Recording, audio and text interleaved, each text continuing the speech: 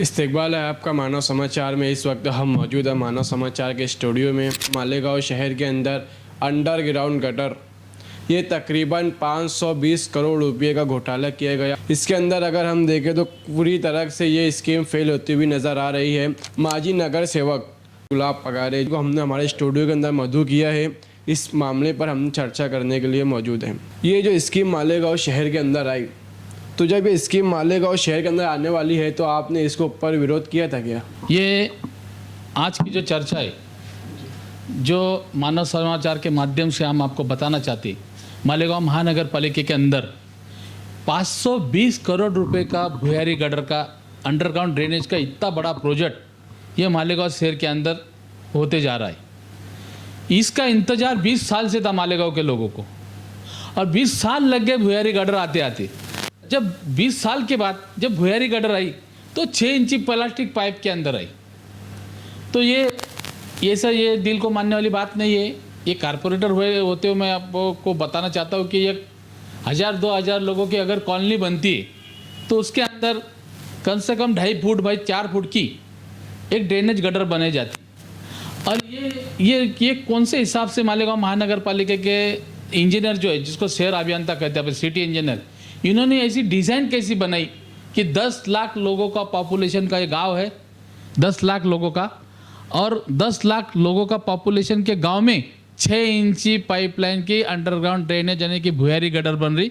ये दिल को बांधने वाली बात नहीं है। ये 4-6 महीने से हमारा जैसा हमको समझा तब से हम अल्टीमेटम दे रहे, रेपुटेशन लेके जा रहे, सामाजिक कार्यकर्ताओं को लेके जा रहे, आजी माजी नगर सेवक, इन्होंने पूरे गाँव ने इसको विरोध करने के बाद ये काम इन्होंने चालू रखा। जैसे कि आप बता रहे हैं कि 520 करोड़ का घोटाला हुआ, तो ये लगता है आवाम को ये पैसे उसको पूरे तरीके से ज़ाय किया गया। घोटाला, मैं तो यही बात आपके चैनल के माध्यम से बताना चाहता हूँ। 520 करोड़ का घोटाला हो रहा, अभी तक हुआ नहीं, क्योंकि अभी तक उनके मक्तेदारों का, ठेकेदारों के बिल जो है अदा करना बाकी है।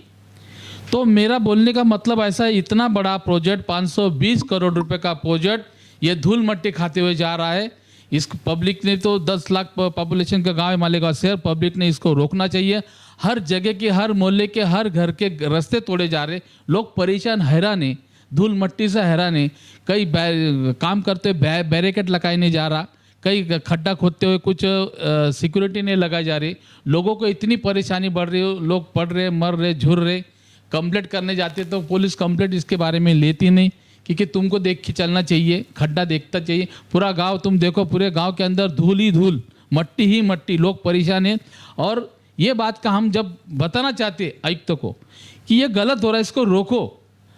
520 करोड़ रुपए की भुयारी गटर और कम से कम 2000 करोड़ रुपए के मालेगांव शहर के रोड खोदे जा रही। अभी अपने पास जो है 70-30 100 ही करोड़ रुपए के सीमेंट रस्ते मालेगांव शहर कारपोरेशन के पास सिल्लक है, और मालेगांव शहर के हालात खराब है। इसके बाद रोड बनेंगे नहीं। जितने रोड खोदे जा रहे उससे इनसे बने नहीं जा रहा। जहाँ पे इन्होंने बताया था हमको, जहाँ पे रोडों की मंजूरी हुई वही गटर खोदी जा रही, लेकिन ऐसा नहीं हो रहा। जैसा जैसा हमारे जैसे लोगों का विरोध हो रहा, वह जहाँ पे लोग नहीं है, जहाँ जंगल है, वहाँ पे भी 6 इंची पाइपलाइन बिछा के ये ठेकेदार और कारपोरेशन के अधिकारी लोग ये मक्तेदारों को साथ देके अपना एमबी रिकॉर्ड करके अपनी क्वांटिटी खत्म कर रहे। जैसे कि आप बता रहे हो कि ये भ्रष्टाचार चल रहा है, क्या आपने कोर्ट के अंदर इसके ऊपर कोई आवाज़ उठाई? ये फिर से मैं बोलता आपके चैनल के माध्यम से पूरे गांव को बताना चाहता हूँ कि 4 महीने पहले हमने इनको अल्टीमेटम दिया था। इनको बोला था कि इसकी डिज़ाइन चेंज करो, और सिटी इंजीनियर ने और आयुक्त साहब ने हमारे गट नेता सुनील बाबा गायकवाड़ के सामने बयान किया था कि चुनाव के बाद हम चुनाव तक इसको रोकते। असेंबली का भी जो चुनाव है था, चुनाव के बाद इसका डिज़ाइन आपको चित्रीकरण से बताया जाएगा, वीडियो चित्रीकरण से दिखाया जाएगा, इसका ब्लूप्रिंट दिखाया जाएगा, और इसके ऊपर आपकी सहमति रहे तो काम चालू करेंगे, नहीं तो इसके बाद अपन सोचेंगे इसके अंदर क्या मार्ग निकालने की। फिर से चुनाव होने के बाद आयुक्त साहब ने और मालेगांव महानगर पालिका के प्रशासन ने जोरी से काम चालू कर दिया।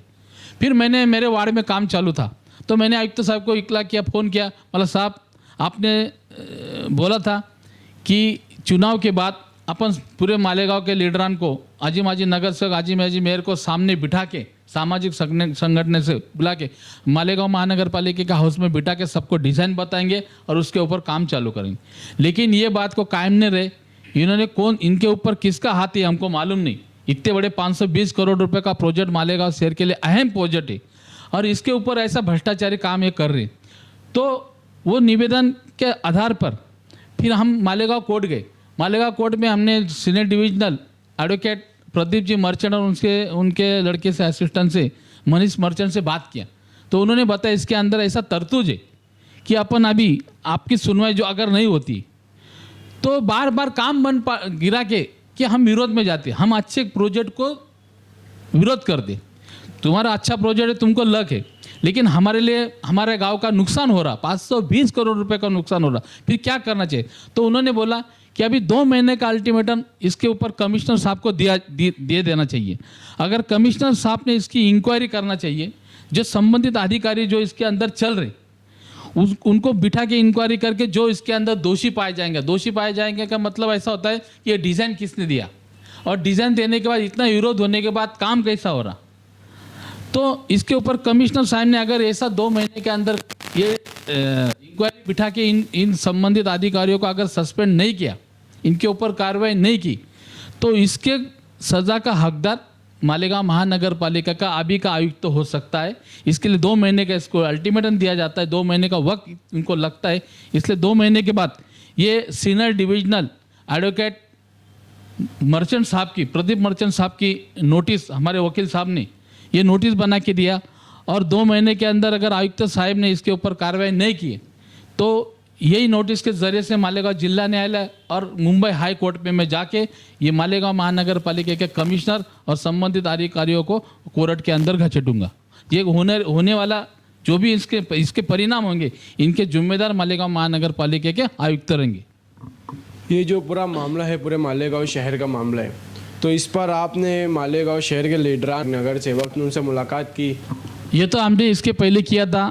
मेरे साथ मैं जब 2 बार जब निवेदन देने गया तो माजी नगर सेवक मदन बापू गायकवाड़ था मेरे साथ, हमारे भाजपा के गठ नेता सुनील बाबा गायकवाड़ थे, एक बार माजी चेयरमैन माजी नगर अध्यक्ष इजाज बेग साहब थे, बहुत से लीडर मेरे साथ आए, रिजवान बैटरी वाले थे। ऐसे जिन्होंने ये शहर के लिए जो अच्छाई के लिए लड़ते, जो बुरा कोई बर्दाश्त नहीं करता, जो भ्रष्टाचार के खिलाफ रहता, जैसा रामदास जी बोरसे था, वैसा निखिल पवार थे, देवाबाबू पाटिल थे, ऐसे बहुत से लीडरान, भरत बाबू पाटिल थे, ऐसे बहुत से लीडरान को लेके हमने ये 2 मरतबा आयुक्त साहब को निवेदन दे के उनकी मुलाकात की, उनको ये बारे में समझाया था।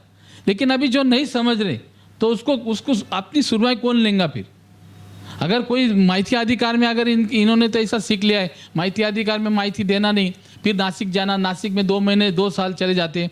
फिर इसके लिए मैंने सोचा कि इनको पार्टी करो, हाई कोर्ट में अपनी सुनवाई होती है और भ्रष्टाचार के खिलाफ हाई कोर्ट में माना जाता है पार्टी का, और अपन इनको आखिर वही अपने पास रास्ता निकला है कि इनको हाई कोर्ट अपने को बताना चाहिए। 520 करोड़ रुपए का प्रोजेक्ट है, एम प्रोजेक्ट के लिए मालेगांव शहर का एम प्रोजेक्ट, ये पानी में जाता हुआ गिरता दिख रहा मेरे को। इसलिए मैंने तय किया कि कोई लीडर अपने साथ अभी रहो या ना रहो, अपन हाई कोर्ट जान को इनको सबक सिखाएं, ये भ्रष्टाचार के खिलाफ जाने का अपन ने तय कर लिया।